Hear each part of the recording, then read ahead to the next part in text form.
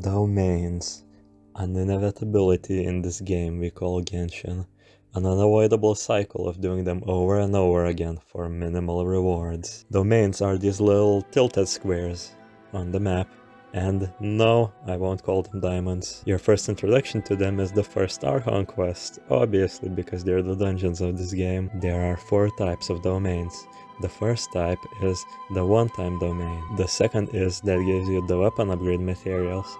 The first one's on the weapon. The second one is the one that gives you talent level up materials, also the first ones. And the third one is the artifact ones. Of course, I'm not counting weekly bosses or this abomination. One-time domains are basically small dungeons that you can beat several times, but you only get the main reward once. There are many hidden chests and some unique mechanics in some of them, so I won't spoil them for you. Before we get onto the big boys, time to teach you about a mechanic that you may or may not know about. Some of the most annoying domains apply debuffs, but some of them don't apply as permanent things, they apply as elements on your character. Doing an elemental reaction on yourself can clear the debuff. Currently, characters that can do that consist of Beidou, Xinyan, and Diona, who only do a second reaction that has no effect but still removes other elements. And then there's Barbara. If you have one of the 3 I named first, you can even beat some of the most annoying domains with ease. Now, back onto the domains. There are 3 weapon upgrade domains, all have 3 drops that rotate during the days of the week. You can get whatever you want on the last day of the week. I swear, I went to school, I know the days of the week, please. Cecilia Garden Mondstadt is a solid domain for any character that can say fuck you to their abilities, because skill cooldowns are increased inside the domain. Of course, this effect can be taken down with some of the characters I mentioned before. The enemies consist of slime, abyss mages, hilichurls at lower levels, so overall this domain isn't that bad. Next up is the Hidden Palace of Liach. Same as the other one, but Electromoni for 2 girls, plus random lightning, and no cooldown increase, so that's nice. Final one is the Court of Flowing Sand. Shield good, not necessary. The levels are so different I won't even start to explain them. Probably not too bad, I have 0 Inazuma weapons, and it shows. Talent book domains, yay! There's also 3 of them with 3 rewards that rotate. I should mention this stuff when starting out probably goes for all of these talent domains. My recommendations? None. I cheese it every time, either with water and ice, shield, or any element to show you where the dead bastards are. At lower levels, water is advised. Violet Court? Why am I starting with a new one? Yeah, people know.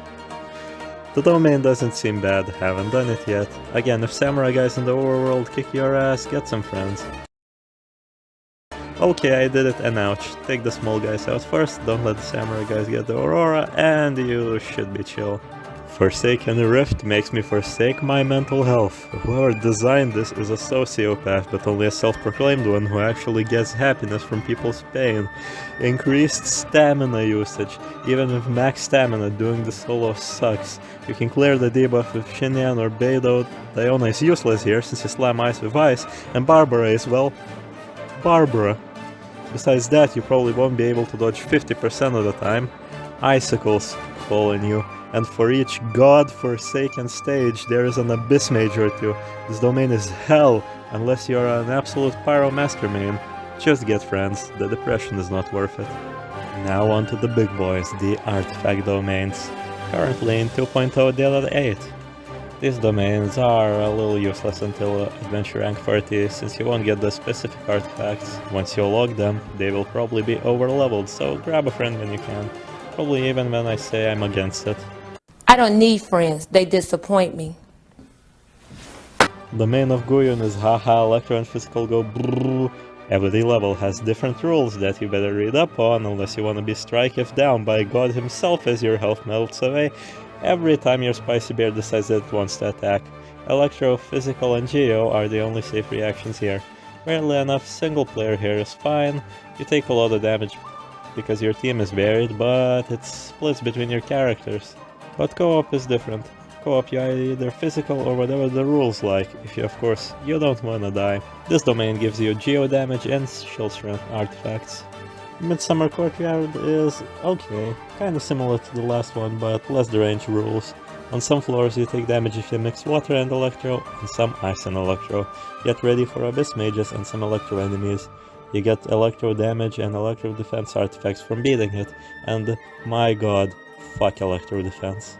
Valley of Remembrance is one of the first domains that doesn't put you in a wheelchair without wheels. Physical damage is increased by 75%. Two Fatoi folk and annoying treasure hoarders. Same tactic as always, keep attention on the rat bastard. You get animal damage artifacts and the artifacts that increase healing bonus. So that's quite nice. The Hidden Palace of Too Long Name is the fire domain and is generally nice, at least I never had trouble with it. The enemies are also varied from place to place. Pyro Abyss Mages on the last floor Let me explain you another thing that probably most of you understand. Auras. Auras are the little circles around some enemies you see in some domains. Some of them correspond to elements and have different effects. We will be talking about the element ones, not the weird ones, because we are not talking about the mess of Spiral Abyss. The easiest auras are water and electro. Water spawns bubbles next to your character, and electro spawns 3 little lightning balls that have lightning in between them.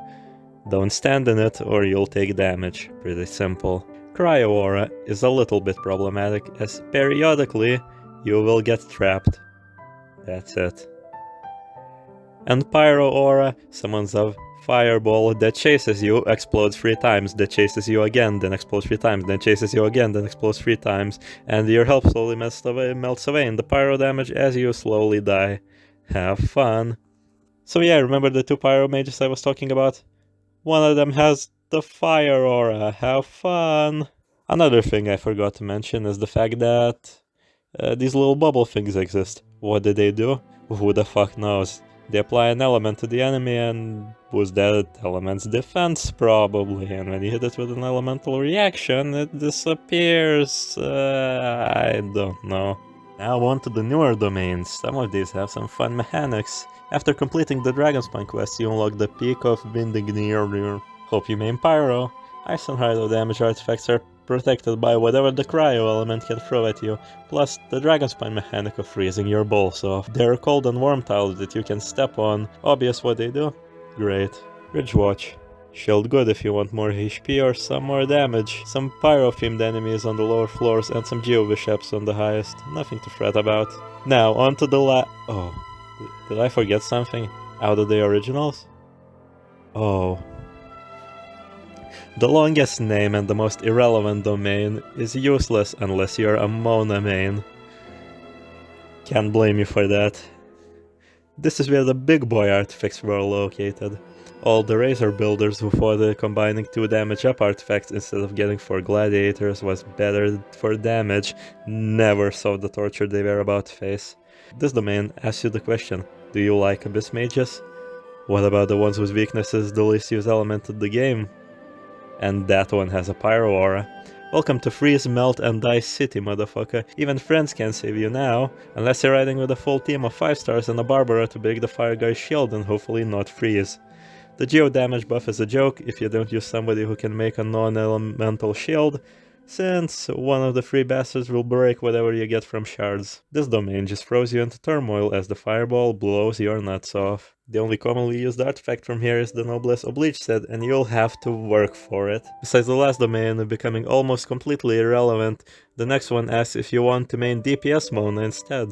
This domain is actually a ton of fun. The enemies are all electro, and the floor is also tiled, but this time the tiles grant buffs that are color-coded Pyro and Cryo.